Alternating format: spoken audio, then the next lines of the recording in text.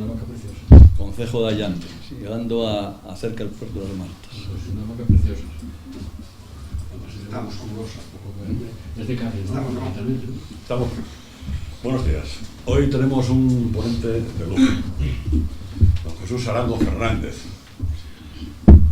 Fue consejero de, a mi modo de ver, el mejor gobierno que tuvo la Comunidad Autónoma del Principado de Asturias, profesor universitario, economista, él escribió un montón de libros, y sí quiero recalcar que cuando ese gobierno nos rigió, se hicieron las cosas más importantes a mi modo de ver para el mundo rural asturiano, y lo marcó aquí en la primera conferencia Ignacio García Arango. Y vamos, resumiéndolo muchísimo, se electrificaron las áreas rurales mediante la creación de la Agencia de Electrificación Rural, se inició la construcción de una red regional de carreteras, se creó Cogersa para el tratamiento de las basuras, Cadasa para el tratamiento del agua, la creación de mancomunidades, se crearon 3 hospitales en las salas,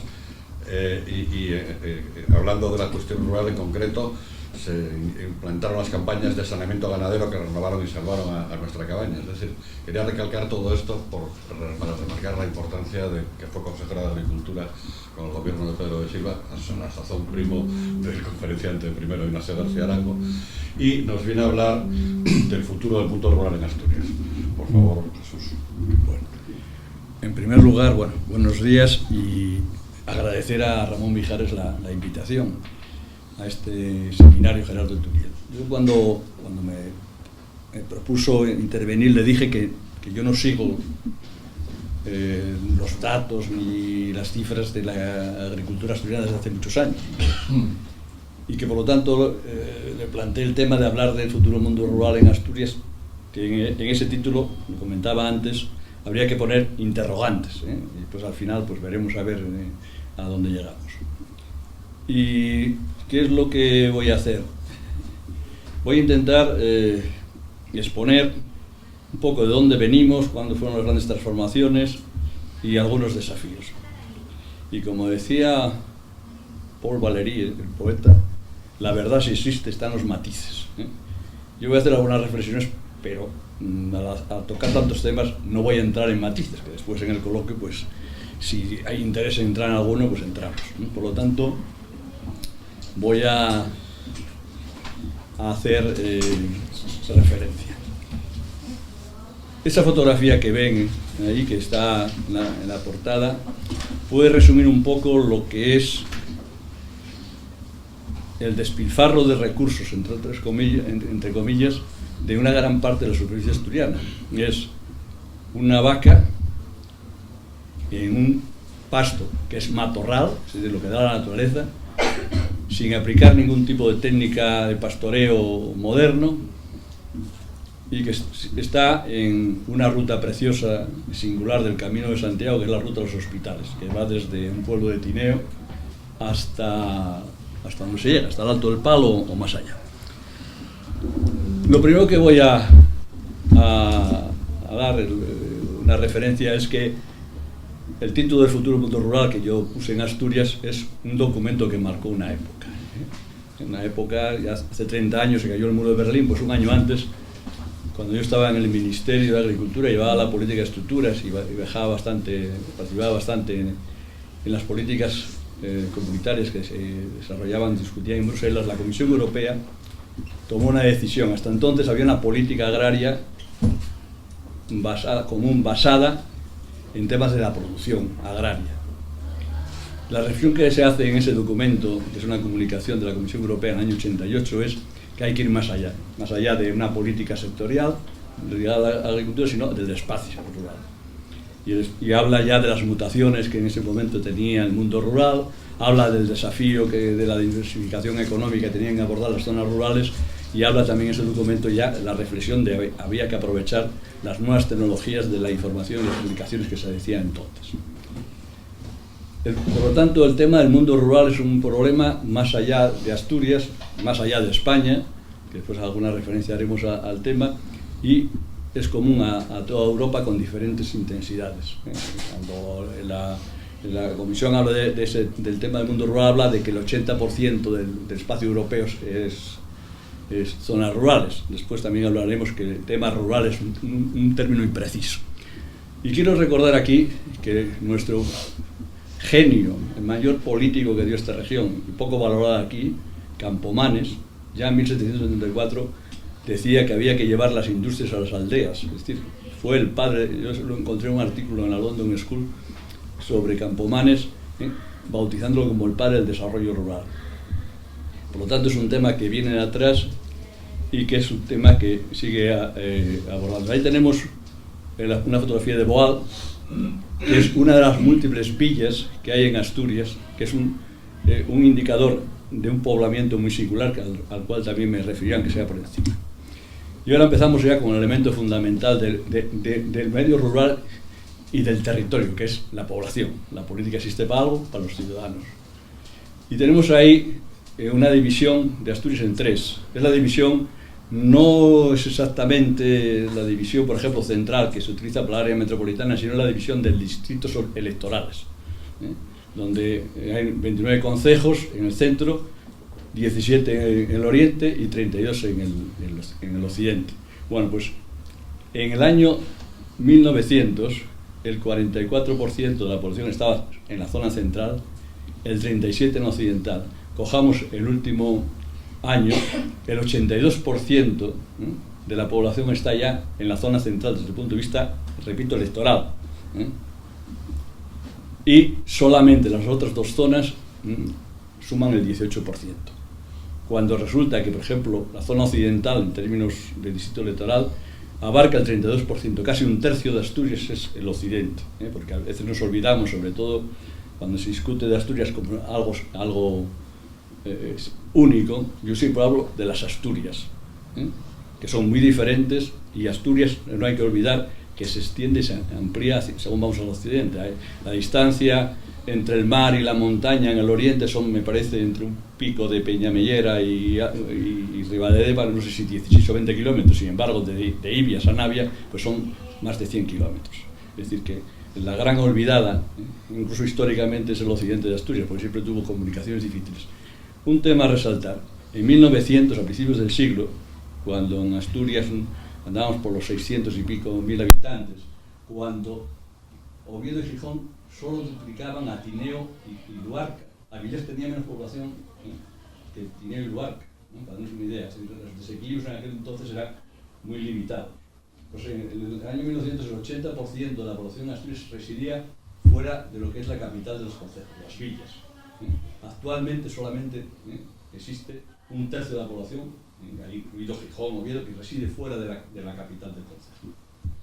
Y después hay un dato que pone de manifiesto un fenómeno que es el despoblamiento actual, que es que entre 1950 y 2018 21 concejos de los 78 perdieron más del 70% de su población.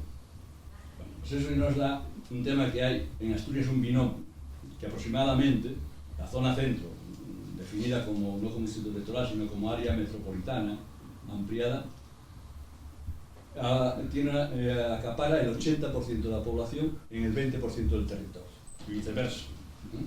El 20% de la población está en el 80%. Tenemos una economía y una distinción dual del territorio. Si dejásemos, y adelantándote, si dejásemos funcionar el tema tal como vino en los últimos años, dejamos que las fuerzas del mercado actuasen, ¿hacia dónde vamos? Yo tengo muchos años, al desierto en Asturias, que en vez de convertir la Asturias verde que conocemos, al desierto marrón, que es el matorral, y eso está ahí, no es un tema lejano. Bien, dentro de ese declive de las zonas rurales, escribí sobre eso un artículo, 3 desiertos demográficos en Asturias. ¿Qué llamamos desierto en términos demográficos? Cuando una unidad territorial tiene menos de 10 habitantes por kilómetro cuadrado. Bueno, pues hay 22 concejos que suman un tercio de Asturias, a 3.000 y pico, pero vamos a hablar de un tercio de la superficie de Asturias, y albergan solamente el 2% de la población. Hay un primer desierto demográfico que va por la cordillera. Empieza en Peñamellera Alta, sigue por Cabrales, Onís, Amieva, Ponga y llega a Caso, a la zona central. Todos esos 6 concejos creo que son, acaparan el 10% de la superficie regional. Y ahí, entre paréntesis, veréis que son las densidades de población. Bueno, pues la que tiene menos densidad de población y de creciente es Ponga, que no llegan ni a 3 habitantes por kilómetro cuadrado. Hay un segundo desierto que está en el centro de Asturias, Belmonte de Miranda, Proaza, Quirós, Somiedo, Teberga y Yernes y Tameza, que suman un 9% de la superficie. Y ahí, por ejemplo, Somiedo, a pesar de los avances y demás, el parque natural pues tiene menos ya de 4 habitantes por kilómetro cuadrado. Y Caso pues pasa lo mismo. Y después hay un desierto mayor, que es en el suroccidente y en el occidente de Asturias, que va a Llandes, ese gran concejo desconocido que queda en terreno de nadie, Grandes de Salime, Ibia, Sillano, Pesod, Los Tresoscos, Taramundi con todo su turismo rural, Villanueva de Osco, Villallón, que suman el 13%. Bueno, esos son 3 desiertos que en términos demográficos tienen una población casi irreversible. ¿Qué añadimos a este tema demográfico para hacer esa radiografía de Asturias? Primero, Asturias es la región más envejecida de España. España tiene problemas en general de envejecimiento demográfico, pues Asturias es la única región que tiene un índice 2. ¿Qué quiere decir índice 2 de envejecimiento? Que hay el doble de personas mayores de 65 años que niños o jóvenes menores de 15. Castilla y León y Galicia, que lo siguen, no llegan al 2, Asturias ya superó el 2. Y dentro de Asturias hay unas diferencias tan abismales como Illano, que tiene 12 veces más personas mayores de 65 años sobre jóvenes, y Somiedo 8 veces más. O sea, la situación es dramática. Ahí tenéis una fotografía que saqué de Pesós, 2 comentarios. A la derecha, yo desde aquí con la luz no veo bien, se ve unas cerezas. Curiosamente hay unas espléndidas cerezas en Pesós, eso está al lado de la carretera, la gente me lo recogía, y en Grandes de Salime, pero unas cerezas sabrosísimas. Segundo, Pesós perdió entre 1950 y 2017 el 93% de la población. Ese es el concejo que más perdió en Asturias. Bueno, pues tenemos ese tema. Y entonces paso a otra reflexión. Sobre ese tema, hablar de Asturias como un todo, y sobre todo ignorar un elemento positivo que tiene Asturias, es la diversidad. La diversidad geográfica, la diversidad cultural, esa historia de la armonización de un invento que se llama el asturiano, que yo me saca de quicio, soy beligerante en ese tema. Bueno, pues si uno viaja por Asturias verá la diversidad, digamos, de dialectos y de culturas que hay. Pero hay sobre todo diferencias geográficas. Decía Ortega Gasset, hay muchas Asturias, no solo las de Oviedo y las de Santillana, hablaba él, hay muchísimas más y sería difícil de contar. Yo agrego ahí hay lo que es el centro urbano, las razas costeras, que son muy diferentes y sobre todo aptas para un cierto tipo de agricultura, como después hablaremos del tema lechero, los valles interiores, por ejemplo Tineo, esas cosas son valles interiores, y las zonas de alta montaña. Por lo tanto, el diagnóstico no puede ser un diagnóstico único, es un diagnóstico por comarcas. Y por lo tanto, las respuestas tienen que también ser por comarcas.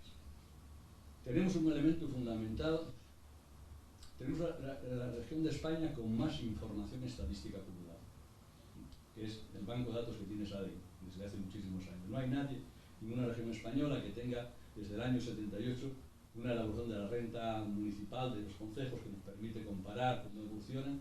Tenemos información de la población a nivel de parroquias, es decir, hay un nomenclator que está disponible en la red y hay una serie histórica. Tenemos 857 parroquias, después ya aludiré al tema de las parroquias. Pero, por ejemplo, no tenemos las comarcas definidas. Me acuerdo que cuando estábamos en el gobierno, entre el 82 y el 87, se encargó, impulsé un tema de un estudio de la SADEI de que hiciera una comarcalización, que yo había trabajado en SADEI y había trabajado en ese tema. Ese estudio se acabó, pero se metió en un cajón, nunca más se estudió. Y recuerdo que el Estatuto de Autonomía habla de que Asturias está estructurada en parroquias, ¿no? Hay que potenciar el tema de las parroquias, que hubo una ley del año 86, creo que fue, sobre el tema de las parroquias desde el punto de vista jurídico, pero a las comarcas, que también se habla en el Estatuto de Autonomía y el área metropolitana, ni se está ni se le espera. Y yo creo que es un tema fundamental si queremos dar respuestas a temas concretos. ¿Qué se entiende por áreas rurales? Lo pongo ahí. Es decir, los concejos que tienen menos de tal población, yo no estoy de acuerdo con ese tema. Si en Asturias tenemos información de parroquias, habría que bajar a nivel de parroquias, porque hay concejos, en aquella época, por ejemplo, donde yo vivo, que es ahí, en los Cabos de Pravia, ahí donde veis el Radera, por ahí tengo mi casa y vivo desde hace 26 años. Pravia sería un concejo rural o no, pero Pravia Villa no es obviamente un área rural. Luego había que precisar mucho más qué son áreas rurales, y dentro de las áreas rurales en Asturias no es lo mismo vivir en los Cabos de Pravia que en la parte alta del concejo, o en Llanes, en la parte de la Marina. Yo el ejemplo que pongo siempre es Castropol. Todo el mundo pasamos por la autovía y parece muy llano, pero hay una parroquia que se llama la parroquia de Valmonte o la montaña, que es en plena montaña. Por lo tanto, en Asturias hoy la información y los bases de datos nos permite operar a nivel de parroquias. Después me referiré a ese tema. Y pues territorios de montaña en España vaciada. Se ha puesto de moda, esto de las modas, España vaciada. Y Teruel existe ahora. Yo me pregunto, entonces, ¿para qué existen las comunidades autónomas? Pues yo lo que no entiendo es, se toma como un dato que Teruel existe y tiene un diputado y que va a llevar la agencia de Teruel, como se llama ahora, la agencia gallega, los del bloque, o los de Valencia, y entonces, ¿para qué existen las comunidades autónomas? ¿O para qué existe el Senado? O sea, un mundo al revés. Pues en España vaciada es un eslogan que me pone muy nervioso. Me pone muy nervioso porque precisamente la respuesta a la España vaciada es muy distinta a la que se puede dar para las zonas rurales costeras de Asturias que para las de alta montaña. Y sobre todo, por ejemplo, no es lo mismo el futuro que puede tener las zonas rurales de Segovia, que están al lado de Madrid, desde el punto de vista de posibilidades de segundas residencias y de turismo rural, que una comarca alejada. Por lo tanto, es decir, la España vaciada o se pasa del tema de las modas y de las generalidades, y es un tema básicamente de políticas territoriales a nivel de comunidad autónoma. Y en España tenemos bastante legislación al respecto y bastantes experiencias que habría que ver por qué fracasaron. Por ejemplo, la ley de agricultura de montaña sigue vigente, a pesar de que hubo una ley nueva de desarrollo rural, sigue vigente la ley de agricultura de montaña. El decreto que la desarrolla, que planteaba, tuve algo que ver cuando estaba en el ministerio sobre ese tema, que eran los planes de desarrollo integral, que nosotros aplicamos en Asturias de forma pionera en la comarca Osco-Seo, y eso está ahí. Es decir, y Asturias tendría que liderar los territorios de montaña dentro de España, incluso de la Unión Europea, porque en Asturias el 90%, de acuerdo con la legislación vigente, que no está derogada, una orden ministerial que definía que eran zonas de montaña a nivel de municipios, Asturias, el 90% de Asturias está declarado zona de montaña. Y ya está. Entonces, yo sepa, no, eso no se ha... Bueno, ejemplo de Los Cabos, donde vivo yo. Cuando en los años 50, yo tendría 3 años de aquella, había 626 vecinos. Hoy, y eso que no es de los pueblos muy de eso, que estamos a 4 kilómetros de la villa, a 5 de Muros y de la autovía, y de la playa, de Somao, pues hay 225. O sea, un sitio donde relativamente está cerca del centro y cerca de una villa, pues ese fue, por ejemplo, el resumen de ese cambio de población. Voy a que más sea enunciado. Vamos a ver, en Asturias, y cuando hablan del norte de España, hablan del minifundio. Yo cuando estudiaba la carrera económica, cuando hablan del minifundio y del latifundio. Pues eso es una ignorancia de la política, de la historia de lo que es Asturias y Galicia. En Asturias lo que hubo una gran propiedad, que es toda la colonización con concesiones reales de los monasterios, de los nobles que vinieron como mercenarios, señores de la guerra, a poner orden a los siervos, que eran los monasterios, y eran los comendadores, les encomendaba poner orden público y acabaron quedándose con sus territorios. Entonces, durante siglos y siglos en Asturias había 2 clases sociales: los grandes propietarios, que era la iglesia y los monasterios, la catedral de Oviedo, los monasterios, sobre todo en Occidente, el monasterio de Corias, que era el gran imperio del Occidente, y los nobles, las familias nobles, que repito. Después surgieron las polas, el poder municipal, pero ya en el siglo XIII, y hay una estructura de la propiedad que es las concesiones que hacían las grandes grandes propietarios, sean monasterios, sean nobles, a colonos, que era la casería, que no tiene nada que ver con el caserío vasco. La casería es la posesión, que era la casa y la huerta por un lado, las tierras de cultivo, los prados y después la participación en los usos del monte comunal. Bueno, sobre eso, que hacían los grandes propietarios, dividir cada vez más las caserías, de forma que eso está estudiando en economía, cuando más divides para hacer más pequeño, más ingresos sumas en rentas. Aunque el ingreso que tenga la casería más pequeña, digamos nosotros marginal, tiende a hacer. Es decir, ¿qué supuso eso? Crear una agricultura ineficiente, donde había que trabajar, y yo creo que no encontré a ningún autor que lo escribiese mejor que el padre Feijóo en el siglo XVIII, el hambre que pasaban los ganaderos en Asturias. Quiero recordar que todavía en el siglo XIX, en 1855, una hambruna de las muchas que había, hubo noticias de cuando fue el marqués de, no me acuerdo de marqués que era, a cazar por la zona de La Viana, un pueblo, encontró a una familia donde 3 niños habían muerto de hambre, no tenían nada para comer. Es decir, que, como este tema es una economía donde había unos propietarios que extraían unos fuertes ingresos y una multitud de gente. Es decir, las aldeas de Asturias no son decisiones de individuos, son las decisiones de los grandes propietarios de crear las aldeas y la quintana, donde yo no puedo precisar, y me gustaría que alguien me lo precisase algún día, la diferencia entre quintana y aldea, que es bastante, el límite es bastante equívoco. La aldea era la unidad de producción, con ese tipo de cosas. Los grandes propietarios, ¿cómo maximizaban esos ingresos?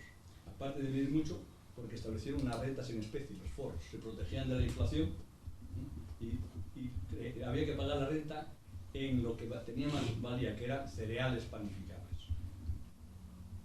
Eso. Asturias, como sabemos, lo vemos ahora, no tiene, por razones dependientes y demás, una vocación natural hacia la agricultura de cereal, pero sin embargo se obligaba por el tema de los foros. Segundo tema, sobre ese tema de la aldea, comunidad de producción, se fue creando unas unidades administrativas, la parroquia, que era, digamos, la unidad social donde los campesinos hacían los actos más importantes, el bautizo y el entierro. Y después estaba el concejo, donde una parte de la nobleza, sobre todo la que no era gran propietario, ocupaba un sinfín de aquellos puestos de una burocracia excesiva, de monteros y demás que había en los municipios e incluso las alcaldías. Y después las grandes familias propietarias eran los monasterios o residían en Oviedo, y ahí, por ejemplo, la regenta es todavía muy ilustrativa de cómo era la vida de los propietarios de los corujeros y demás que residían en Oviedo. Y la Junta General era el elemento representativo de esa clase social de los propietarios, la representación, digamos, territorial. De forma que la Junta General del Principado, tan reivindicada, pues era un órgano, digamos, de consolidación del poder y de tener a la gente bajo ese sistema de explotación señorial o feudal. Véase las ordenanzas de la Junta General, y algunas de ellas tan curiosas como que en Oviedo estaba prohibido residir si no se acreditaba un cierto nivel de renta, por ejemplo. Y después, cómo regulaban el comercio de Asturias en función de cómo eran las cosechas y demás. Bueno, el monte comunal, que es un elemento fundamental en la historia de Asturias, dio lugar a muchos conflictos entre el uso de los vecinos y el uso que hacían los grandes rebaños de las casas del monasterio. Por ejemplo, el monasterio Cornellana tenía el señorío, no me sale la palabra dentro de los consejos, pero el ranón, una especie de señorío. Desde ahí partían los rebaños y iban haciendo transhumancia hasta la montaña de Somiedo o incluso Villarrín. Bueno. Por lo tanto, tenemos ese sistema no se deroga. Ese sistema, a partir de cierto momento, pues empiezan a dejar de pagarse los foros, las familias, estas grandes familias, pues fueron perdiendo su poder. Por ejemplo, los Fernández de Miranda, que dominaban todo el occidente de Asturias, en la gran familia propietaria, se marchó hacia Madrid, fue perdiendo su poder de implantación. Todavía en el siglo XIX, yo ahora que estuve estudiando, haciendo un libro para Oviedo, encontré pues, que alguna de estas familias llevó a la gente de una aldea de Somiedo ante el notario para que reconociesen todavía los derechos señoriales tenían que entregar una vaca todos los años y demás temas. Es decir, ese sistema fue perviviendo, degenerándose, pero no hubo un cambio, digamos, revolucionario de ningún tipo. Es decir, en los años 20 hubo una derogación legislativa de los foros, la República también acabó derogando algunas otras cosas, e incluso después ya en el franquismo hubo algunas de las últimas derogaciones, pero ya no se usaba. Eso dio lugar a ¿qué? A una agricultura de gente muy pobre que apenas podía vivir y autosuficiente, que se dedicaba un poco a todo, donde sobre una geografía muy difícil, o sea, 2/3 de Asturias tiene más de 30% dependiente, por lo tanto necesidades ingentes de trabajo, desde ver cómo la gente trabajaba en los pueblos para segar con una cuerda y subía después la hierba con unas poleas, etc. Un tema que quiero recalcar, porque la historia es muy larga, es decir, durante todos esos siglos Asturias fue la región más pobre de España. Es decir, veamos el Quijote, cuando habla de Enrique Mendieta en el Portalillo, los estudios que hizo algún historiador sobre el siglo XVIII pues la daban como la región más pobre. Era una región muy cerrada desde el punto de vista, digamos, geográfico, que con ese sistema de foros era autosuficiente o regulaba un poco las importaciones. La clase dirigente asturiana, y algo pasa ahora, después me permitiré la ironía, se preocupaba mucho de dentro de Asturias y poco de tener presencia en la política nacional. De hecho, durante bastantes años, en las Cortes de Castilla, las sillas destinadas a Asturias estuvieron vacías. O sea, aquí siempre nos montamos hacia adentro y creemos que los problemas de afuera pues, son menores. Un tema, es decir, ese tipo de agricultura que se basaba en esa situación de supervivencia, las familias campesinas tenían muchos hijos, que era una forma de tener mano de obra, pero la agricultura era incapaz de suministrar, digamos, la viabilidad de la gente. Y hay un dato que es revelador. Entre 1830, antes no hay información, y 1930, en un siglo, 400.000 asturianos, para ser más exactos, 397.000 asturianos emigraron a América, según los estudios que hay. Si esos 400.000 asturianos, yo hice la hipótesis con la progresión geométrica, hubieran quedado en Asturias, suponiendo que el 30% quedaran solteros y que el 70% tuvieran de media, que antes tenían más, 3 hijos, hoy tendríamos de esos 400.000 asturianos 5 millones de habitantes. Es decir, Asturias históricamente no fue capaz de absorber la población. Después ya, en 1830, esa migración no fue tan fuerte a América, que siguió en los años 40 después de la guerra y fue hacia otras zonas de Europa y de España. Bueno. Llevamos medio siglo de cambios muy intensos. Es decir, ¿cuándo empieza esa agricultura cerrada, esas zonas que estaban viviendo al margen del mercado?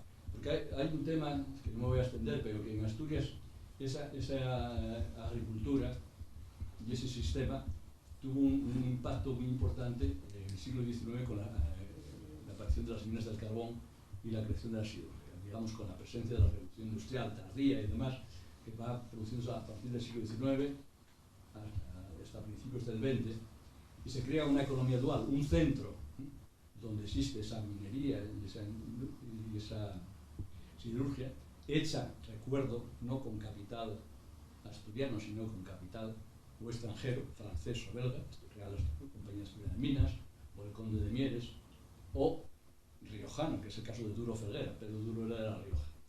Y una clase propietaria en Asturias que sigue vegetando en Oviedo, viviendo, digamos, del resto del campo asturiano.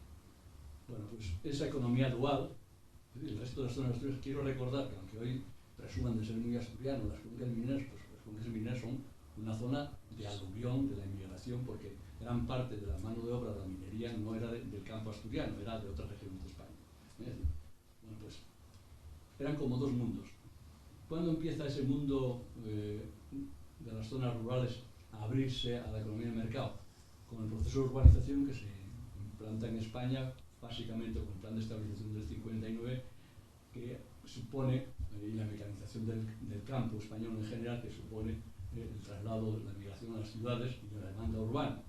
¿Cuáles son el primer síntoma de esa apertura? Las desnatadoras que se instalan en los pueblos. Es decir, antes todos conocemos, la gente en las ciudades venían las lecheras para llevarlas. Yo todavía siendo consejero tuve un conflicto con el tema de que en Gijón todavía vendían leche en las casas, y en las zonas rurales no había, la gente, pues aquella leche hacía manteca o queso, pero no había venta de leche. Las primeras fueron las desnatadoras, que iban a visitar en el pueblo, llevabas la leche y llevabas el suero para alimentar a los cerdos. Bueno, en los años 50. Quiero recordar que la central lechera empezó a funcionar en el año 70. Es decir, que antes empezaban a recoger las áreas y demás, pero que eran muy limitadas las zonas.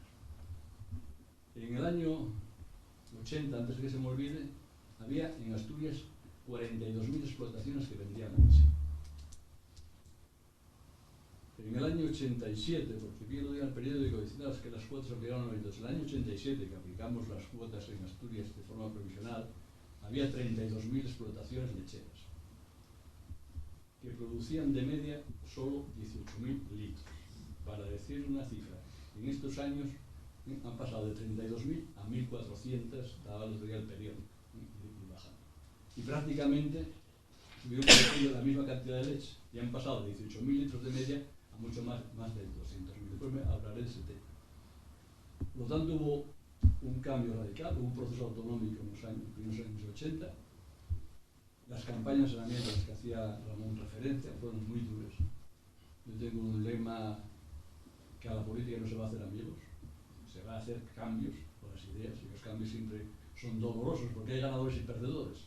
Y claro, campañas de saneamiento supusieron que cuadras enteras luego llevarlas al matadero, cuadras enteras para la gente.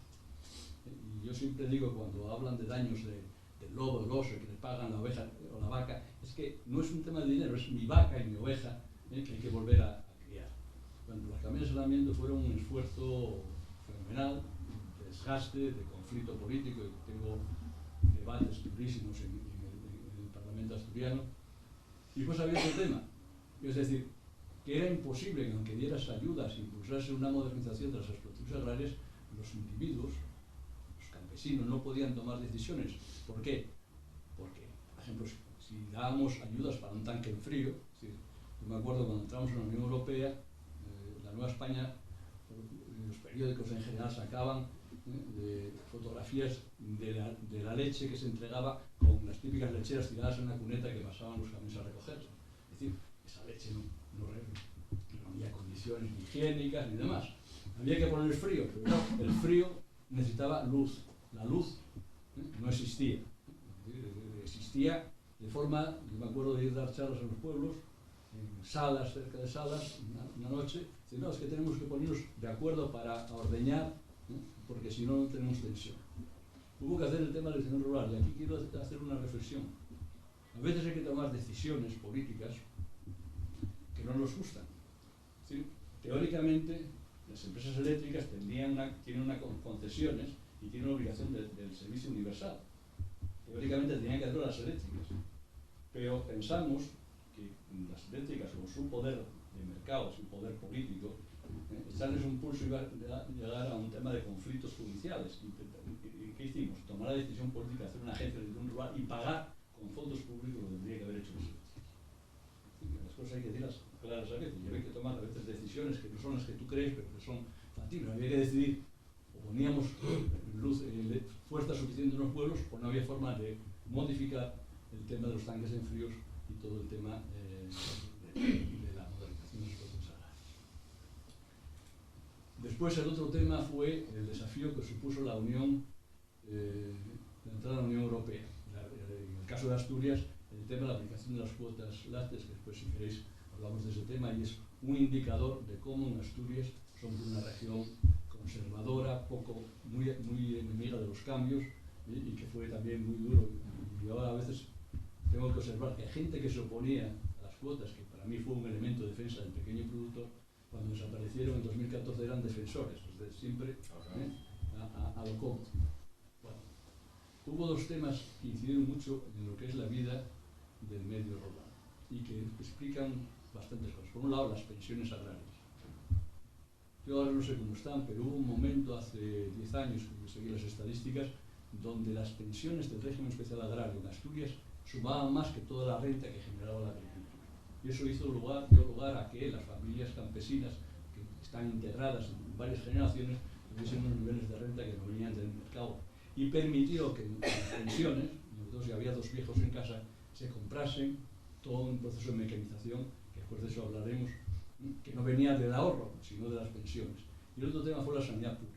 La ley del 86 hizo que en toda España pasasen a tener sanidad, derecho a sanidad, 1 millón de agricultores, cosas que a veces se olvidan. Porque antes yo me acuerdo cuando era niño y joven, pues en los pueblos de mi zona y en muchos sitios, pues no tenían derecho a médico. Por supuesto no había centros de salud, había que ir al médico cuando viviese en la villa a buscarlo al café, los pueblos había que pagar, y tenían mutuas. Por ejemplo, en la zona mía había una mutua del Sanatorio Blanco, ¿no? Bueno, pues eso supuso un cambio fundamental, ¿sí? A medida que tú no tienes que gastar en sanidad, y el tema de las pensiones dio lugar a un cambio en las condiciones de vida. Fueron cambios en medio siglo, yo digo medio siglo de cambios, más o menos. Hubo cambios mucho más intensos que en los 500 años anteriores. Después, hablar de algunos.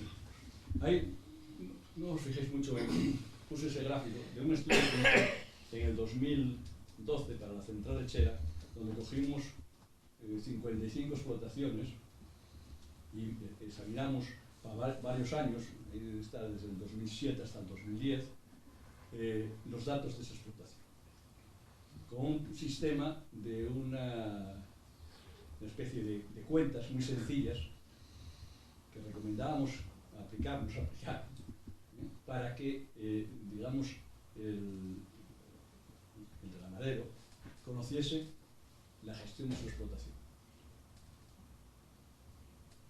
Ahí veréis en el año 2010 que el coste total, yo veo más desde aquí, creo que son 400 euros por cada 1000 litros de leche, para no andar con céntimos. Y los ingresos por 1000 litros de leche son 343. O sea que hay un déficit, una pérdida de 57. Y voy a explicar ese tema. Si en vez de esa estadística, tenía otro cuadro, y para no me llevar tantos cuadros, pusiésemos en vez de costes totales de producción, gastos, que es lo que hace el ganadero normalmente, en ese caso ganaría, el margen bruto, es decir, lo que hace el ganadero, es decir, yo ingreso tanto de leche de venta de terneros y gasto tanto en veterinario, gasto tanto en piensos, gasto tanto en mecanización, la diferencia es lo que gano. Es la gran equivocación, porque la cosa siguiente es, oiga, ¿y usted para quién trabaja? Para el inglés. Habrá que imputarle a la mano de obra familiar un sueldo. Por ejemplo, ahí lo que hicimos la hipótesis, imputarle el sueldo del salario mínimo 1,5, me parece, el salario mínimo. Y el otro tema que hay que imputar es que usted, al andar con los tractores y con la maquinaria gasta, hay que aplicar un tema que se llama amortizaciones, porque usted va a tener que reponer cada cierto tiempo. Y un tercer tema, aparte de eso, usted ha invertido aquí una cantidad muy importante de dinero y tiene que dar una rentabilidad, porque si no, el consejo que tengo que dar es que lo inviertan en deuda pública y se ponga a fumar un puro y a lo mejor le da más. Entonces, ahí se maneja una imputación, por ejemplo, lo que pusimos fue una tasa de rendimiento del capital invertido de la deuda pública de 10 años. En función de eso se ve que las explotaciones, y esta es una explotación media de 500.000 litros, no estoy hablando de explotaciones pequeñas. O sea, que en 2010 están... ¿Qué pasa? Al funcionar con margen bruto, y lo que me entra de dinero, lo que tengo que pagar, me queda esto. Y además, como en esos años había subvenciones, digamos, de la política común europea, y van tirando. Entonces, primera reflexión. Uno de los problemas que tiene a veces la política es si no hay un buen diagnóstico, o si me hago trampas al solitario. Es decir, todo el desarrollo lechero a partir de los años 80, de la entrada en la Unión Europea, de Asturias y Galicia, se ha hecho sobre bases que tienen poco que ver con los recursos naturales. Es decir, hacemos un diagnóstico, es que la cornisa es muy propicia para la ganadería de leche, es mentira. ¿Sí? ¿Por qué? Porque todo ese crecimiento que de pasar de explotaciones tan pequeñas como hablaba antes, de 18.000 litros de media, o de explotaciones que vendían leche en Somiedo, que costaba 8 pesetas aquí a coger un litro de leche, bueno, pues ha crecido a las 1.400 que tenemos ahora, grandes explotaciones, sobre la base de comprar piensos fuera de la explotación, en el sentido de que el precio de la leche evolucionó de tal forma que era rentable porque era superior la tasa de crecimiento del precio de la leche de la tasa de crecimiento de los piensos comprados. Entonces, tanto en Asturias como en Galicia son ganaderías industriales, ¿no? Cuando hablan de ganaderías industriales fuera, no, es es que todo el norte está hecho sobre esa base, sin aprovechar los recursos naturales. ¿Por qué? Porque la tierra es muy difícil de mover, las explotaciones, la base territorial era pequeña, se ha movilizado algo. En esto de la central lechera, cuando hicimos ese tema, pues preguntábamos por el porcentaje de tierra que estaba arrendada. Hay mucho arrendamiento últimamente, informal, al margen de contratos regulados, sobre todo para temas de maíz forrajero, que tiene subvenciones y demás, pero así todo estamos muy lejos de lo que son el tema de las explotaciones, por ejemplo, de León, zonas de regadío, donde hay una cantidad importante de forraje para producir leche, y no digo nada de las francesas, tanto en superficie forrajera como en ese tema. Y ese es un tema que está ahí, es decir, que tiene. ¿Por qué se ha hecho eso? Y es un tema de aquí nos hemos dedicado en los últimos 20 años, 30 años, que se centró en la Unión Europea a hablar de la política agraria común. Y la Consejería de Agricultura y la Consejería de Agricultura de Asturias, las oficinas han pasado a ser oficinas de pagos. Pero no hay política más allá de la política agraria común. Y yo después hablaré de que hay mucho que hacer más allá de la política agraria común. Por lo tanto, es decir, estas explotaciones son grandes empresas donde hay inversiones de millones de euros, donde explotaciones de tineo han comprado cuota, tienen 2 tractores con aire acondicionado. Es decir, hay un exceso de maquinaria, facilitado por lo que decía antes de las pensiones, y esa gente no se le ha enseñado qué es, cómo gestionar una explotación, que es una empresa. Por ejemplo, este sistema que estamos hablando nosotros, que aplicamos para ese estudio de la central lechera, llevan en Francia aplicándolo una cantidad de años y mejorándolo.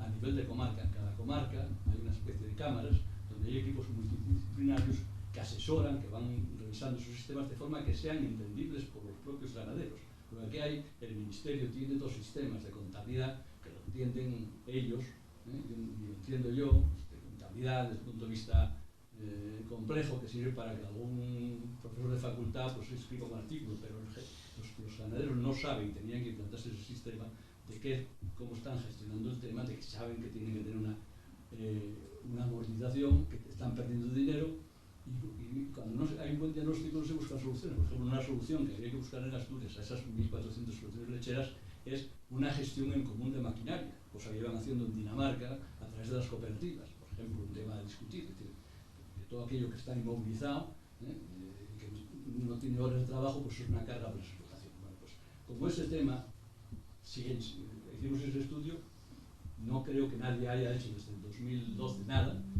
y no os digo nada del otro tema, que es la ganadería de carne. La ganadería de carne en Asturias no sabe nada, más allá de decir que los precios están muy bajos. Es decir, no hay ningún estudio hecho de costes.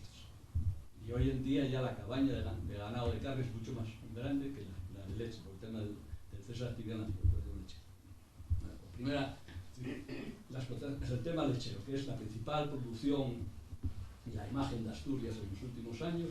Primero, está concentrada solo en 1.400 explotaciones, y hubo una reducción silenciosa que fue la aplicación de cuotas, que fue un traslado territorial de la producción. Es decir, pasó del oriente al occidente. Es decir, hoy casi toda la producción de leche en Asturias está concentrada en el occidente.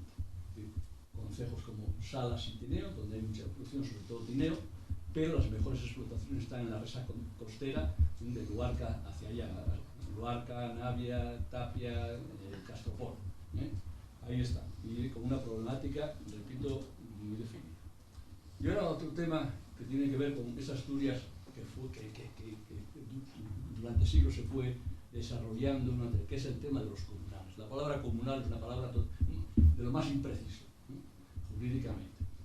Yo, cuando era consejero, no entendía nada de lo que me explicaban los ingenieros de Montes, que fue la última transferencia que aceptamos aquí, Massimino y yo.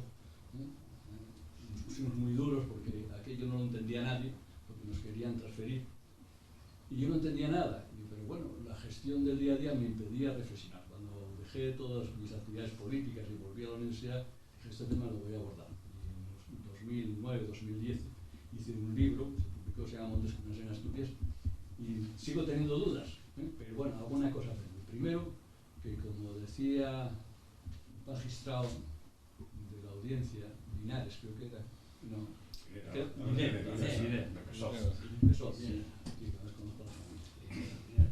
nosotros organizamos en el año 83 unas primeras jornadas de montes comunales en Asturias, y muy pocas jornadas. Los primeros ser un fracaso. Y Linnea fue uno de los participantes, me acuerdo que estaba eso publicado en las ponencias y decía que seguir el hilo, la diana de la legislación sobre montes era una cosa que yo después de estudiarlo sigo pensando lo mismo. O sea, hay hasta confusiones en contra. La ley del régimen local, por ejemplo, comete el error de considerar como una forma de propiedad los montes de utilidad pública.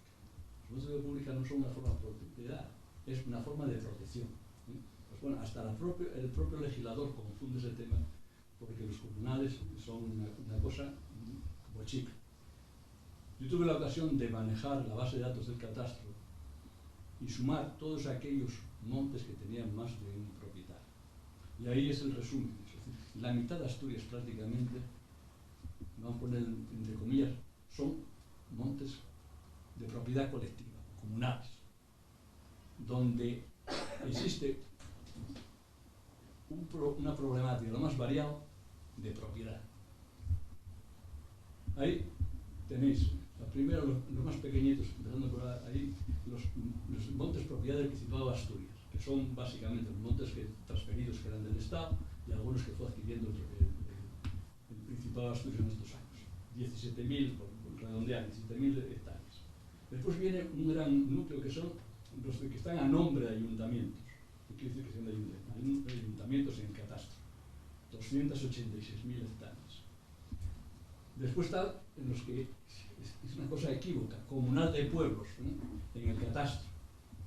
No se sabe muy bien lo que es eso, pero bueno, después lo aclararé. 76.000. Después están las parroquias rurales declaradas jurídicamente de acuerdo con la ley del 86, que son 15.000 hectáreas, o sea, algo muy pequeño. Después están los montes vecinales en mano común, que ahora se han puesto de moda y que para mí es una aberración, después si queréis comento. Que son 17.000 hectáreas. Después está una modalidad que son los proindivisos, sobre todo en la zona de Cangas de Narcea, que son 91.000 hectáreas. Bueno, pues esto es el panorama que tenemos.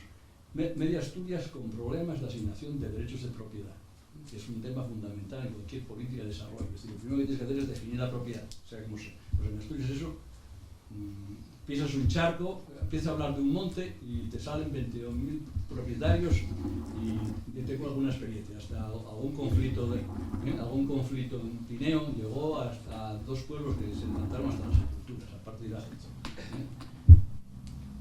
Y sin embargo de eso, en la política regional no existe ni se te espera. Yo después de darle muchas vueltas y leer, llegué a una tipología de los montes asturianos y lo dividí en 2 grandes régimen de propiedad pública. Por un lado el Principado de Asturias, que en principio se supone que está claro, no sé si, no creo que esté tan claro, porque no creo que estén todos inscritos en el registro de la propiedad, desde el punto de vista jurídico, ni delimitados sobre el terreno. Pero bueno, vamos a dejarlo así. Después están los ayuntamientos, que tienen desde el punto de vista jurídico, 2 tipos de montes.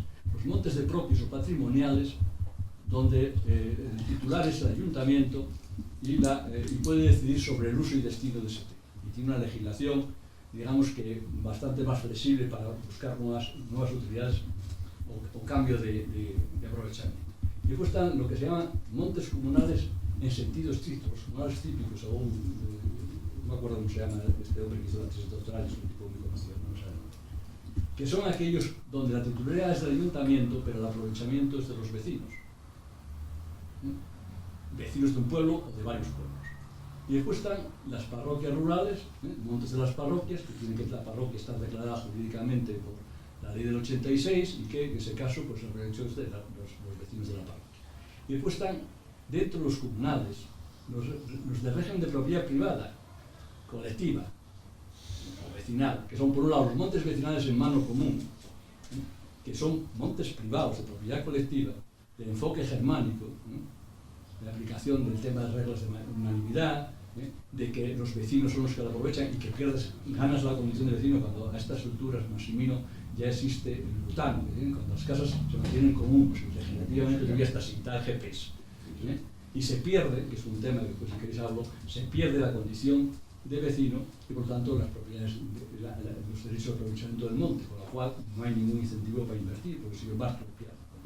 Y después están los montes vecinales pro indiviso, consecuencia de la desamortización básicamente, donde los propietarios son de derecho romano por cuotas, que tienen otro problema, donde más abundan, repito, en Caras de Narcea, como consecuencia de la somatización del monasterio de Cories, que tienen el problema que como las sepulturas, las cuotas de separación de los montes no figuran en los testamentos, con lo cual, montes que eran a lo mejor originariamente, conozco el caso de un libro, supongo, de un monte de Salas, que fueron a la subasta, que lo compraron 20 vecinos, que siguieron gestionando como fuera en mano común, pero que jurídicamente era de ellos, pues hoy esos 20 vecinos serán igual 1000 descendientes, y muchos de esos no saben ni que tienen partes en el monte, con lo cual, otro lío. Todo eso se llaman comunales, en el sentido de que se aplica pues, la palabra genérica. Y después está el monte individual. ¿Qué pasa? Que esa clasificación jurídica después no está aplicada a esa realidad de los 400 y pico mil hectáreas. No se sabe qué montes son de propios, qué montes son los ayuntamientos, les importa dos bledos, no hay inventarios. La consejería sobre eso ha montado un tema que se llama montes, por un lado los consorcios, ahora convenios, que se hacen con diferentes tipos de montes, y después los que se llaman montes de utilidad pública, que es una especie de, yo le gestiono el monte, le garantizo la titularidad del monte, planto el monte, lo gestiono, corto la madera, le doy una participación. ¿Qué ha pasado con todos? Un barullo. Es decir, por un lado, montes que eran privados, que se compraron, como consecuencia de la amortización, pueblos, sobre todo Trañas, Vaqueiras, por ejemplo, sentencias ahora devolviendo el tema de los montes, que como consecuencia de que después de la guerra civil quiso hacerse una revolución forestal en toda España y también en Asturias, como los pueblos, que es el problema fundamental, no tenían personalidad jurídica, lo que se hizo fue, aprovechando la legislación, creo que era de la ley hipotecaria, el secretario de los ayuntamientos declaraba que esos montes, el ayuntamiento firmaba el consorcio con el patrimonio forestal del Estado y para hacer el convenio. Con lo cual, se han expropiado montes, cada monte tiene una historia. Aquí yo cuando hice el libro, lo presenté, en un capítulo proponía una cosa para mí elemental, que la Junta General del Principado, pues a ver si servía para algo y hiciese una comisión para estudiar todo el tema de los comunales. Tenemos media Asturias y uno de los grandes retos para hacer una recolonización de Asturias sin tomar una decisión, sin tener clasificable. El tema era ver cómo se abordaba ese tema. Primero, aclarar a la gente que son comunales, establecer las bases jurídicas y actualizarlas, discutir sobre cómo devolver ese patrimonio a los pueblos, etcétera, etcétera. No funciona ese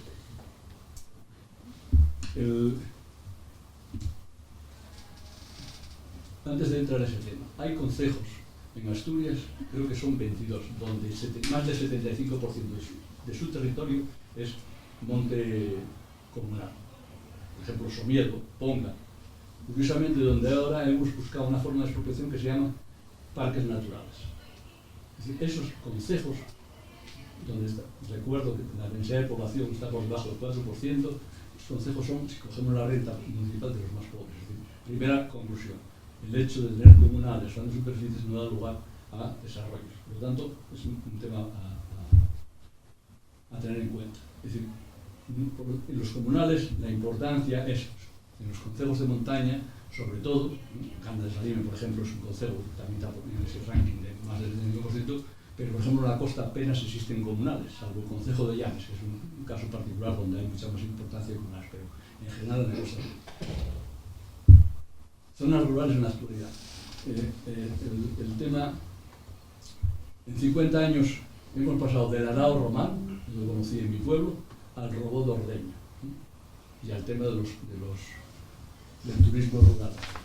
Quiero apuntar que el tema del turismo rural, que hoy es algo que todo el mundo habla, cuando nosotros empezamos en el año 83, cuando yo fui a Taramonte como consejero, por primera vez fui a inaugurar la luz en Bres, o sea, al lado de Taramonte.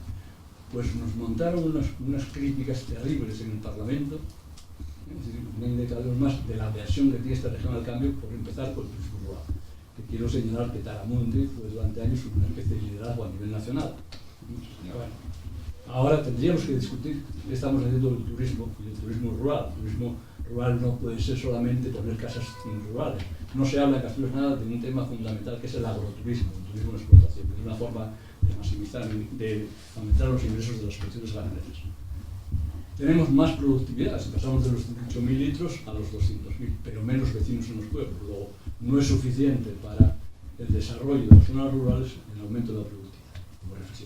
El coste de vivir en el campo y los hándicaps de las zonas de montaña. Asturias tiene unos hándicaps de que cuando tienes una zona pendiente pues produces menos que si tuvieras la zona llana. Coste de vivir en el campo, pues yo hago mi propia reflexión. Yo si quiero acceder al periódico en papel, tengo que ir 4 kilómetros, 5 todos los días, ida y vuelta son 8, a comprar un periódico. O cada vez que tengo que comprar leche o cualquier compra, tengo los pueblos, en vez de fomentar los bares tienda, se dedicaron a hacer centros de cultura igual que están cerrados por vía personal. Bueno, pues era una medida inteligente, era quitar, por ejemplo, en los bares tienda, pues el pago de la licencia fiscal, que al fin y al cabo nos ordenaba la Hacienda y hubiera dejado ese tipo de cosas que eran las casas de cultura.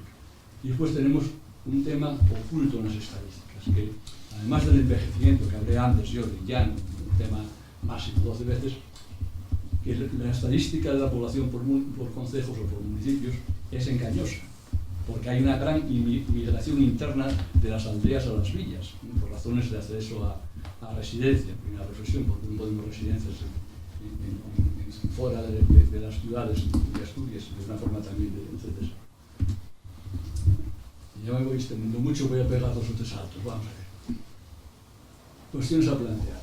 Yo diría que aunque fue de forma muy apresurada, la primera reflexión es que el modelo no funciona en Asturias. Llevamos mucho tiempo con un modelo de zonas rurales, de desarrollo rural, de las zonas rurales, que los resultados están ahí en términos de población, hay poca gente y muy envejecida. ¿Qué pasa con gente envejecida? No me van a pedir a mí que yo ahora haga cosas nuevas. Es decir, la gente hace cambios y se desarrolla si es joven y tiene un margen de tal. Yo ahora mismo, por ejemplo, no me planteo ser autosuficiente en energía. Si tuviese 20 años menos, probablemente lo haría, porque me saldrían las cuentas. Entonces, y además, pues, el riesgo lo asumes cuando hay que asumirlo, cuando es joven. Primer planteamiento, es decir, en las zonas rurales no tenemos semilla. La primera reflexión es que hay que llevar nuevos pobladores. No hay nada que hacer, no vamos a obligar a los viejos que encima tienen una vida de trabajo ahora que se pongan modernos. Y ahí hay una reflexión de un conservador inglés que llegó a ministro, Lord Balfour, sobre lo que es el conservadurismo. Más vale hacer lo que se ha hecho siempre, aunque sea una tontería, que hacer cosas sabias que no se han hecho nunca. Bueno, pues aquí en Asturias estamos dando vueltas siempre a lo mismo. Es decir, y es en la mente perversa. Es decir, la falta de infraestructura. Cuando nos pongan el aeropuerto, que hacemos otro al aeropuerto, y cuando tengamos el peaje de Huerna sin peaje, pues tendremos que pedir no sé qué más. Y ese no es el problema. El problema es que no tenemos producción para exportar, ni pensamos en los mercados globales. Y por lo tanto, en Asturias habría que plantearse qué hacer. Y yo ahí sigo a un premio Nobel de Economía, Stiglitz, que dice que el desarrollo hay que partir no de políticas, sino primero tener una nueva visión hacia donde uno camina. Y lo que había que tener es qué queremos hacer de Asturias a 20 o 30 años.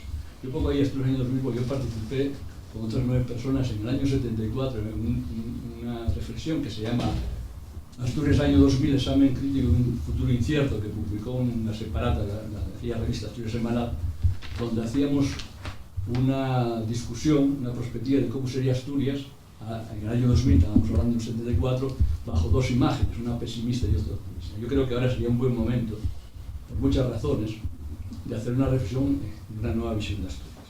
En función de esto, yo esta mañana pues, veo por internet los titulares, no leo muchas veces las noticias, y un titular ya que me asombra. El Principado, que por cierto, eso de llamar Principado al gobierno también me asombra bastante, y dejar de utilizar la palabra Asturias, porque ahora somos Principado de Asturias.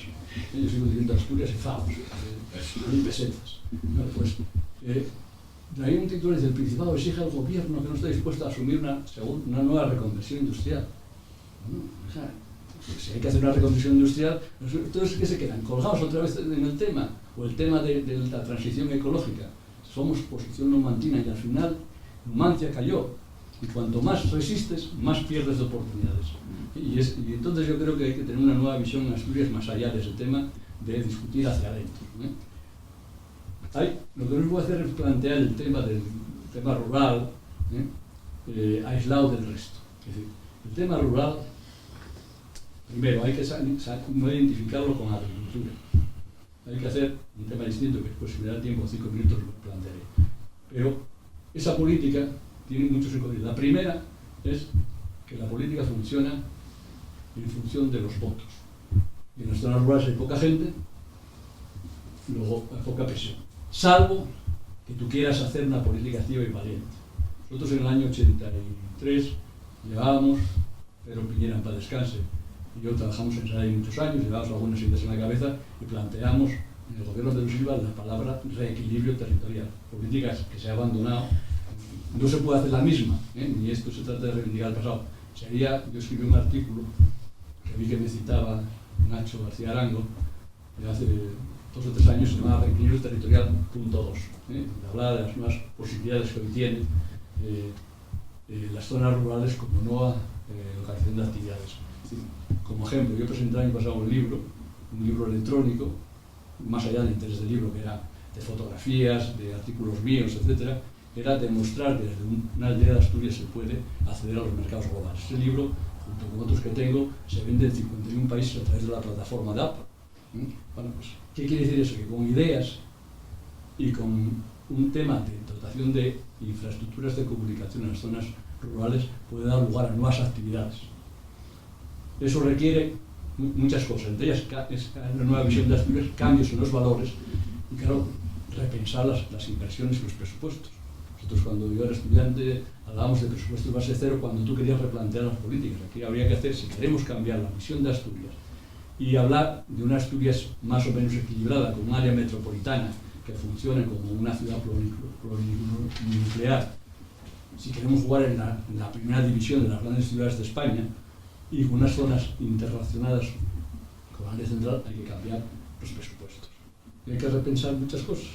Repensar desde las escuelas de 0 a 3 años en las zonas rurales para ver el tema de la mujer campesina, que es una gran olvidada en el tema, y a lo mejor hay que repensar que hay que cerrar la televisión autonómica, por ejemplo, un ejemplo, o quitar la Academia de la Lengua. Es decir, no se puede tener todo. Es decir, los recursos son escasos. En economía hay muchas definiciones, pero hay una que dice asignación de recursos escasos a fines alternativos. O los empleas en una cosa o los empleas en otra. Aquí no se puede poner, y ahora voy a hacer zonas rurales, voy a hacer más. Y después, eso se hace en un momento de vientos adversos. Tenemos el invierno demográfico en la región envejecida, poco proclive, por lo tanto, al cambio, gente mayor, con unos fuertes localismos a nivel urbano, incapaces de pasar de los chistes de Oviedo y Gijón a una concepción de área metropolitana.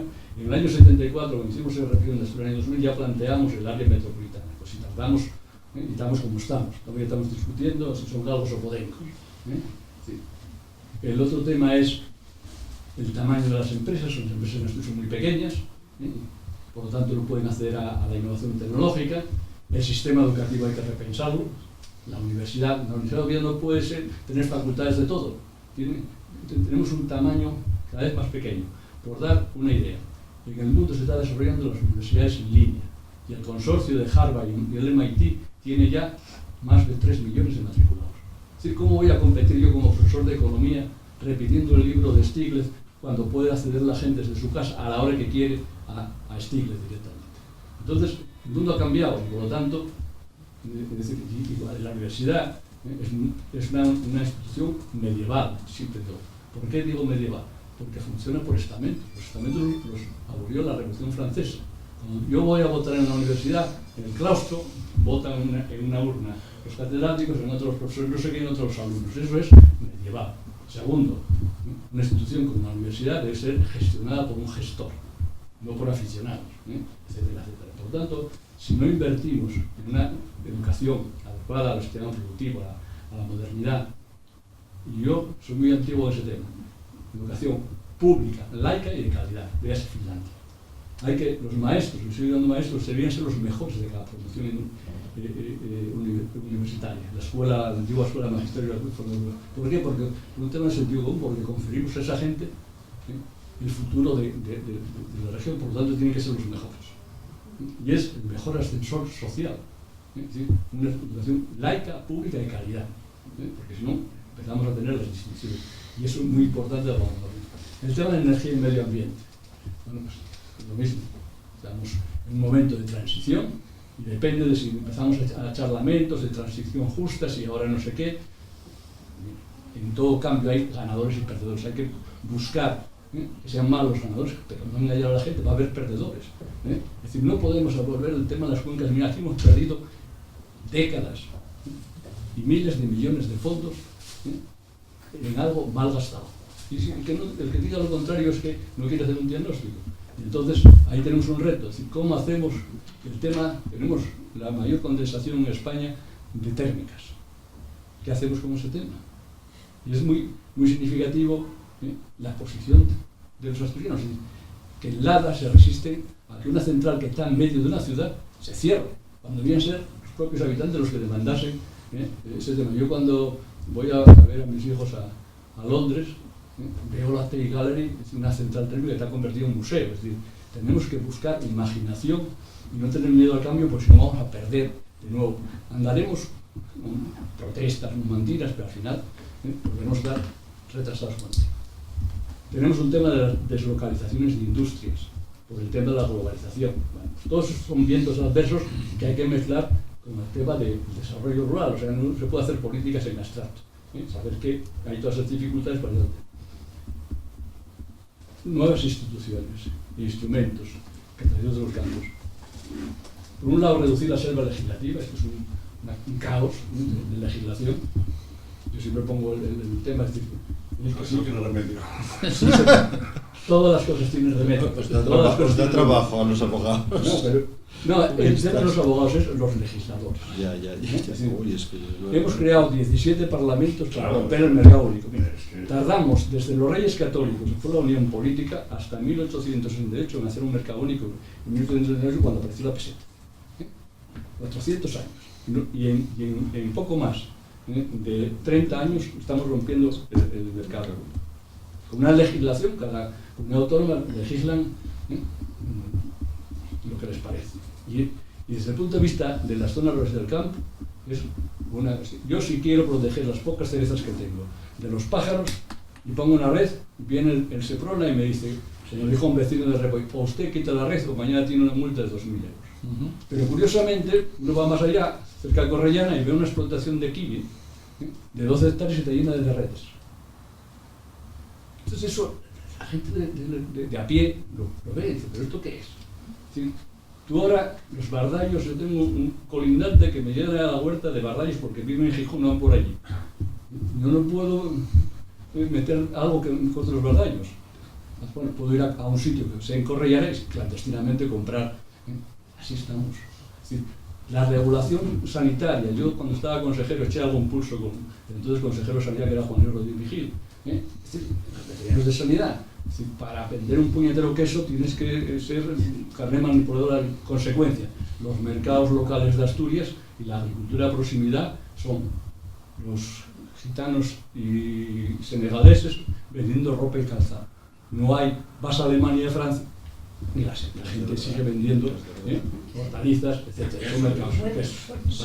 Bueno, pues, y entonces, claro que se puede cambiar la selva legislativa, meter sentido común y derogar lo que hay que derogar, aquello que no está utilizándose y demás.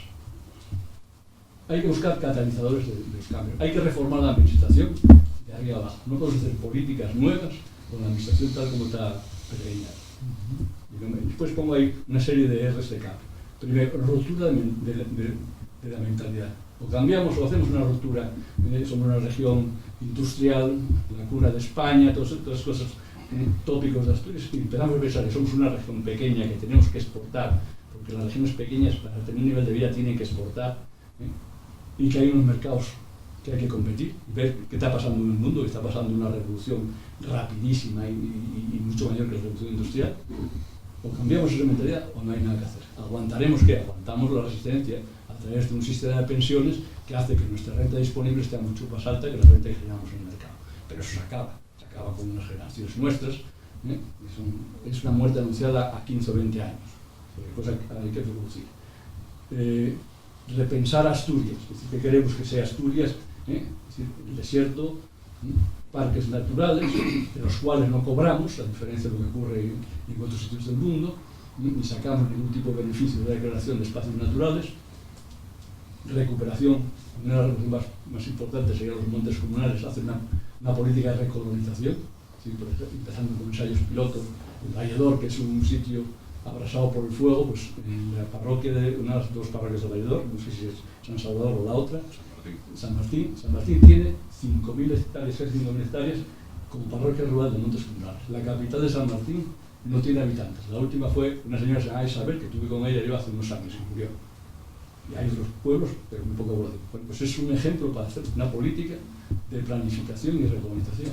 Yo siempre digo, si Campomanes y Olavide fueron capaces, con aquellos medios en el siglo XVIII, de colonizar Sierra Morena, ¿por qué nosotros en el siglo XX somos capaces de hacer experiencias, de ordenar ese sitio para pastoreo en técnicas modernas, con drones, enseñando una escuela de pastores como tienen los vascos, de rebaños de ovejas, cabras o vacas, y después monte, y hacer un ensayo de procesos de inmigración, etc. Es decir, hay que hacer cosas nuevas y ver que algunas de ellas van a fallar.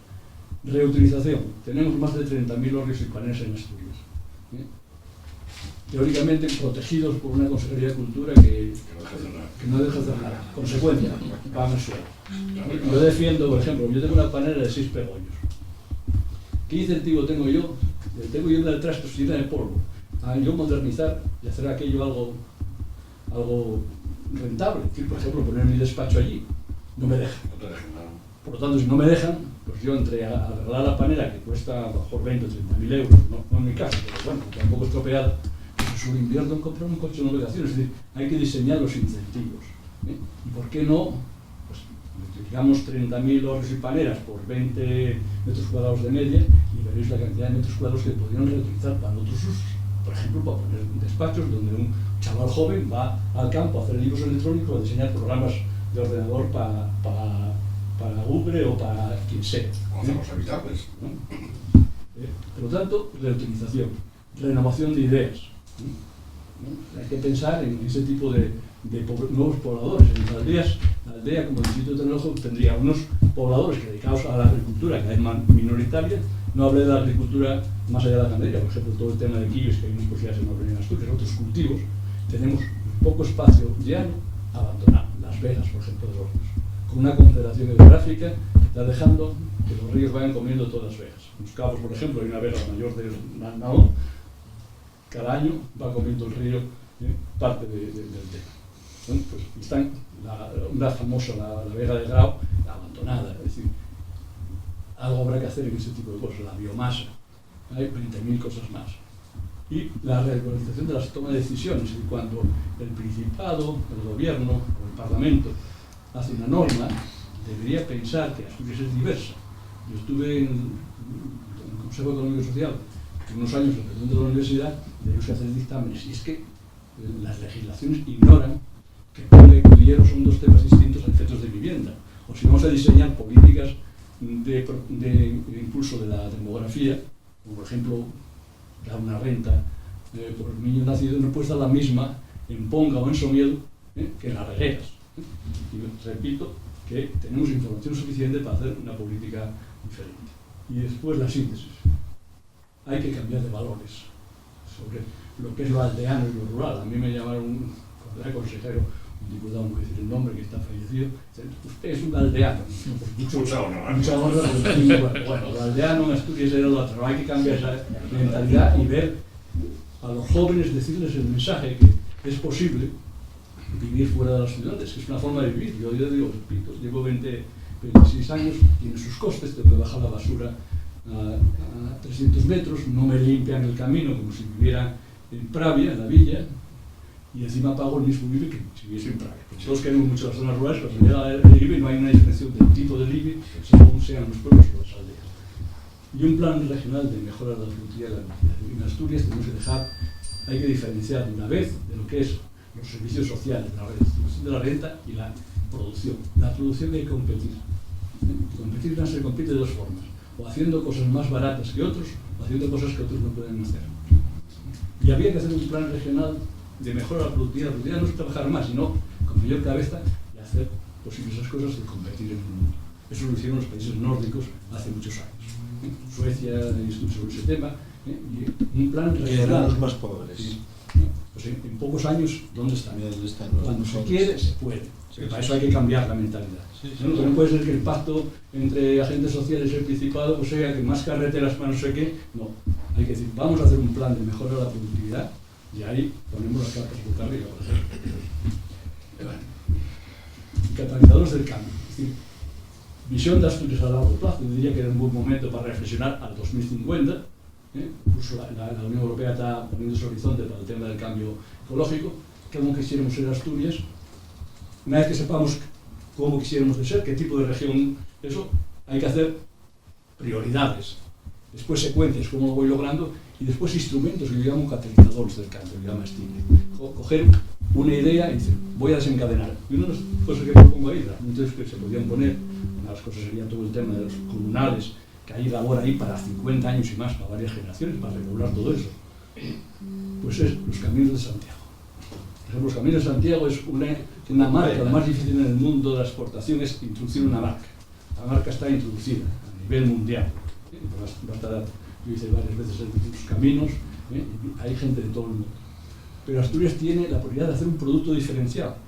Tenemos, que yo sepa, 3 caminos principales. El que viene de León, el de la costa, que es el más largo, que viene de Irún, y el primitivo, que hay que saber vender. Que son, el primitivo es diferente. Es decir, en estos momentos el francés está saturado.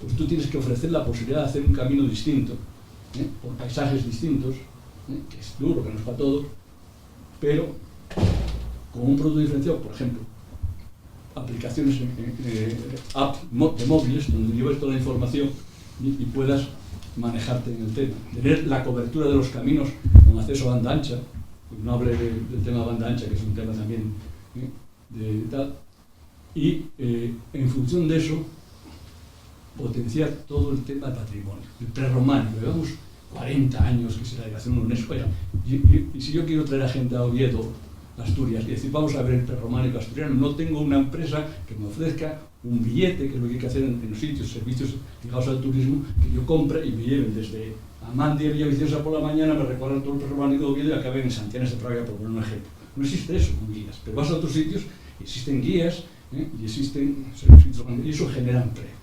Y el Camino de Santiago, hay que pensar, nosotros cuando hablamos de esa ley de turismo, que era en la época, en los años 70, que quizás hablaba de la industria, cuando hacía una herejía, tenemos mucha relación, porque trabajaba con nosotros su mujer, con Juan Cueto, que fuimos participantes en el Asturias año 2000. Y una de las cosas que hablábamos era, en vez de hablar de turistas, es de viajeros, es decir, no que en Asturias es lugar de turismo de alta calidad, los ricos van a Marbella, van a eso. Aquí lo que tienes es buscar gente con cierto nivel cultural que le guste disfrutar del paisaje de viajeros. Tenemos un tema que es el senderismo. Bueno, pues si cogemos los caminos de Santiago y vamos a hacer de esto una política, y esa política puedes poner en marcha todo el prerrománico, ofrecerlo, ponerlo en el mercado, en el sentido de generar, hablar del agroturismo. Y, por ejemplo, los caminos de Santiago son un eje de desarrollo rural impresionante, que es las zonas más atrasadas de Asturias, pasar por allá y por ahí. Yo hice el camino primitivo ya en 2016, lo había hecho parte en 2007. Bueno, Galicia nos lleva años de ventaja. La gran revolución de Galicia ha sido que los caminos de Santiago hay que mirar por los demás. Y aquí están ufanos, porque los declaró la UNESCO, no sé qué, Patrimonio de la Humanidad. Mire usted, pero es que después resulta que va por camino y no están descuidados. Y si tú tienes una casa al lado del camino, iba a dar una expresión, joder, porque no puedes tocar una teja. Todos son inconvenientes en burocracia, en vez de sentido positivo. Bueno, pues sería la primera reflexión. En los caminos había que poner un gerente, una persona que mande y se ocupase de ver dónde hay, hoy hay drones, dónde hay, el camino está cortado, dónde, es decir, y en función de eso agrupar sobre una función del catalizador la administración. Usted no puede tener la estructura que tienen ahora, que es ser jefes de servicio de negociación. Hay que adaptarse si queremos cosas más. ¿Cuál es la solución? Sacar esto de la administración como organismos autónomos o lo que sea. Y después nos permitiría pues, el tema del senderismo. El tema en turismo en Asturias es el senderismo. Buena enseñanza. ¿Qué pasa en la administración? Que unas sendas están hechas por la Consejería de, no sé cómo se llama ahora, que sigo llamando la de Agricultura o de Medio Rural, no sé cómo se llama. otros están en medio ambiente, otros las hacen los municipios, otros las hace costas, otros la confederación, y la mitad de ellas abandonadas, llenas de maleza, los letreros tal. Bueno, pues uno de los patrimonios que tenemos es jugar senderismo. Ahora mismo hay los caminos de Carlomagno, que hay fondos comunitarios. Bueno, pues la Consejería de Cultura no se entiende, dice que pues los de Carlomagno creo que los llama medio ambiente, que eso no es un tema de ellos, y entonces por un lado van los caminos de Santiago, por otros los de Carlomagno. Los vascos, que son gente que digamos pensar en, más allá del tema nacionalista, de cómo hacen las cosas, el Camino de Santiago de la Costa lo han metido por las zonas costeras. Nosotros lo metemos por la carretera, porque hay una serie de señores locales, historiadores locales, que dicen, por ahí va el camino de sitio. Métalo usted por las sendas costeras, de forma que aproveche los paisajes y utilicen los costes de mantenimiento. Lo mismo pasa con Caminos de Carlomagno, pretende unir Francia con Oporto. Pues utilicemos ese tema para incrustarlo en los Caminos de Santiago. Los Caminos de Santiago, el mejor trabajo que existe histórico es de don Juan Uría Ríos, la tesis doctoral, y dice una frase que tengo viada: no existía un camino, había muchos caminos. Puedo extenderme ese tema de cómo fueron cambiando los caminos. El camino primitivo pasaba por Pravia y no por Grat. Y cambió el tema porque el primer puente que se hizo fue el de Peñaflor, y eso desvió los peregrinos, porque el problema de las vías que había eran los ríos, que tenían los pasos por barca. Y el primer camino primitivo que hizo Alfonso II el Castro, que se crió en la corte de, no de Pravia, de Santianes, que donde estaba la corte, que ese señor hizo una calzada romana, que era de Lugo, de Llanera, a Lugo de Inés, y que todavía hace poco tiempo en Fonsagrada había un cartel de la Praga y tantos yo. O sea, la carretera fue después del cambio, fueron cambiando. Tendríamos que hacer cosas de ese tipo, coger temas y influir de eso. Y con esto, acá no lo comento, nada, ya me reí demasiado. Fantástica lección. La única es, habremos llegado demasiado tarde. Y un tema que llevo diciendo 30 años. En Asturias es la principal especie de extinción es el campesino. No eres el primero que lo dicen eso. No eres el primero. No, pues, luego la patente. Vale. El primero que lo dije fui yo. Bueno, a ver, Fernando, seguro que tú tienes algo que decir. Tengo cosas que decir, sí, porque me ha gustado mucho, la verdad, Jesús. Se nota que conoces el tema, que lo tienes bien pensado. Bueno, a mí me pareció que además sus propuestas me parecen muy sensatas y muy lógicas. Lo que no entiendo, aunque tú lo achacas y yo creo que es muy cierto, esa resistencia al cambio que tenemos los asturianos no se entiende. Porque nos ha ido bien.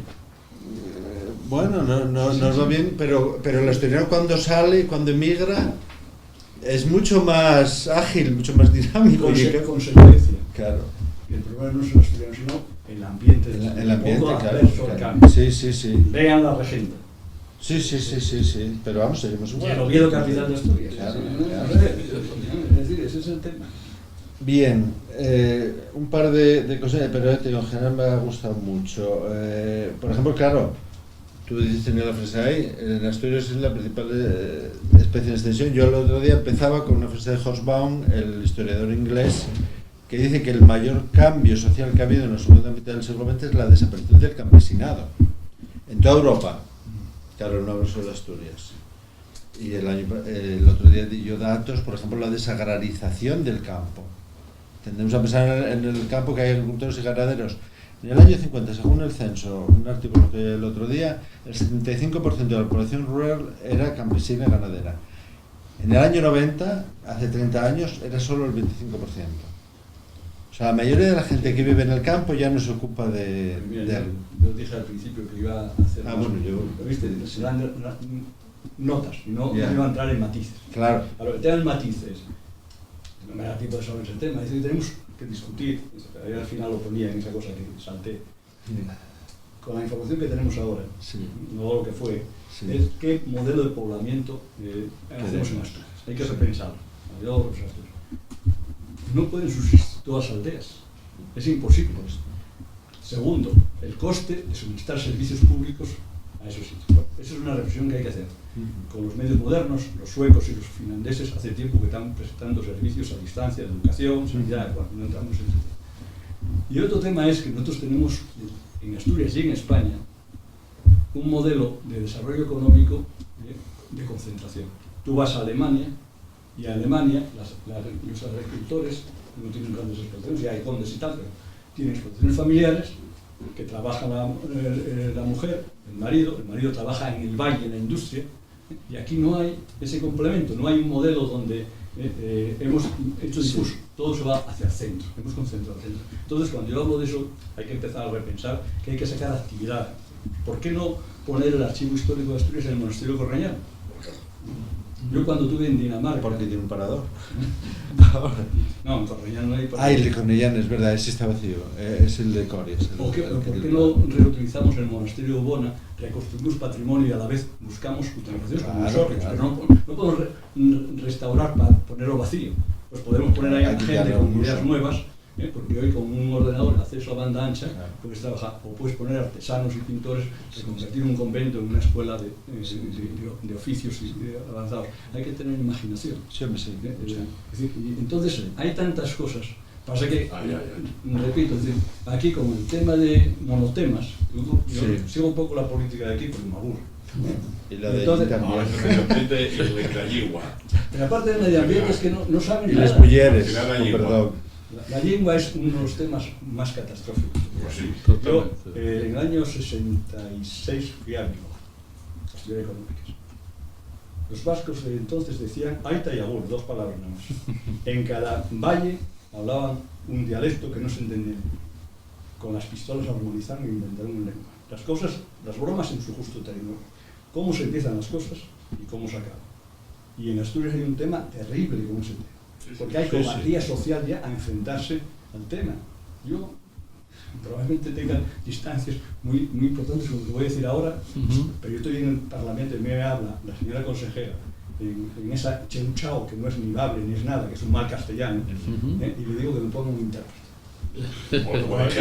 Sí, yo cuando estaba en el CES, entonces consejero de Interior de un gobierno que hubo por ahí, un tal Bañedor, me parece que se llamaba, mandó una cosa en Galicia, amigos me lo traducen, es que es una broma cuando lo que está pidiendo... Pero con muchos intereses. No, sí, bueno, con intereses de poner barreras a la competencia, Sí, pero de que la gente en vez de competir en lengua española, tiene que sacar una cátedra en tema. Y tenemos un rector de la universidad que defiende ese tema. Y presentar tesis en asturiano. Para que no se entienda la mala calidad de las tesis, que cada vez son peores. Y para que solo estén los amigos, Es decir, que son los que van a estudiar. Y la endogamia, es decir, yo soy de oposiciones a nivel nacional. Ya. Que había que competir. Y entonces el Estado autonómico. Después la gente se pone absurda de que haya determinados partidos que sacan muchos votos. Es decir, que no somos capaces de ser críticos de que el sistema autonómico se reforma o lleva a la ineficacia, especialmente en temas como la sanidad, con duplicidades. Eso dije yo a Javier Fernández. Tú puedes ser el mejor gestor del mundo y entonces si quieres maximizar tu sistema sanitario estás despilfarrando recursos, porque a lo mejor es más barato llevar un helicóptero a un señor a Cantabria porque tiene una unidad de trasplantes que hacer una unidad de trasplante aquí. Cuando tenemos temas que con una unidad a nivel europeo, con acceso por banda ancha, pueden hacerse diagnósticos, y aquí estamos haciendo cada comunidad autónoma su propio sistema sanitario, con un catálogo de prestaciones sanitarias. Incompatible con... Lo que pasa es que aquí todo el ruido está Cataluña y el País Vasco. Nosotros sabemos que son malos, como decía el otro, pero lo malo es un nacionalismo de baja intensidad, el resto, donde España no puede ser el proyecto de 17 regiones. Y ese es el tema que... Yo lo que creo que sería interesante es recuperar personas como tú, y que recuperar y revitalizar y aportar lo que aquí en esta mañana has hecho. Pero mira, quiero decirte una cosa para que también pues eso. En la política española se está haciendo selección adversa desde hace muchos años. Yo soy de una generación que cuando muere el dictador teníamos menos de 30 años y teníamos una profesión. Y abandonamos nuestras profesiones con un coste para mí, por ejemplo, personal enorme, para dedicarnos a intentar modernizar este país y situarlo en tema europeo. ¿Qué pasó? Que bueno, hoy nadie en su sano juicio un profesional se mete en política, primero porque está mal pagada en contra de lo que se cree, para un profesional. Segundo, porque hundes tu carrera profesional. Entonces estamos haciendo una selección adversa. Es decir, estamos ayudando a la gente que no tiene otra alternativa. Es el mediocre. Entonces, el tema hay que decirlo así. Claro. Entonces, el país funciona con píldoras. Por ejemplo, no estamos discutiendo temas fundamentales de dos modelos de sociedad, que nos engañan por el título los partidos que nos dicen. Yo le ofrezco gasto, más gasto, pero no le dicen que eso hay que ponerlo como ingreso. Y a otros al revés. Yo le ofrezco estado de bienestar, pero bajo los impuestos. Esto es mentira. Y hemos llegado a una discusión política de píldoras. Y entonces así. Bueno, vamos a ir cerrando la ¿Te das cuestión. cuenta porque entrábamos a las 7 y teníamos que salir a las 10 de la noche? Pues la próxima charla va a ser el día 17 de enero de 2020 y va a ser un tema que te va a gustar. Carlos Seferino Díaz González, consejero delegado de Electricidad Llano, habla de la última oportunidad del suroccidente asturiano, la energía fotovoltaica. Pero luego va a haber más cosas también de las que tú hablabas. La Asturias vacía, como no, que va a haber Sabino López, nuestro la asociación de los ferrocarriles, que va a hablar de Benino Acero, el turismo rural en Asturias, que va a hablar de Cadeao, el que hizo la Tierra del Agua en Cadeao, la biomasa, que va a venir un ingeniero de IMAS a hablar de ello, y por fin va a venir al final un chaval joven de Rural Talent que está haciendo un programa en este momento en Somiedo, que lo termina en abril, también un tema que te interesa. El de Zappings. Carlos Ramos Maraña, de Rural Talent. Ahí el que está haciendo la cosa en su miedo es No, Dani Suárez. este empieza ahora. Sapiens. Este empieza ahora. Y cerrará el curso Jaime Izquierdo Ballina hablando de los agropolitanos y los... Sí, pero ¿cuándo El 8 de mayo. Ah, bueno, bueno, no sé estar en Portugal. Bueno, pues muchas gracias y se estarás informando de todo. Muchas gracias, levantamos la mesa. José Ramón, avísame por favor a Puri que nos desconecte, que no vaya a ser que salgas. Jesús. Fantástico, Jesús. ¿Te gustó? Bueno, enhorabuena, de verdad, un placer. Pero oye, eché 2.000 con Ha sido reemplazo, una pena que hayas parado. en el 93 llevo 23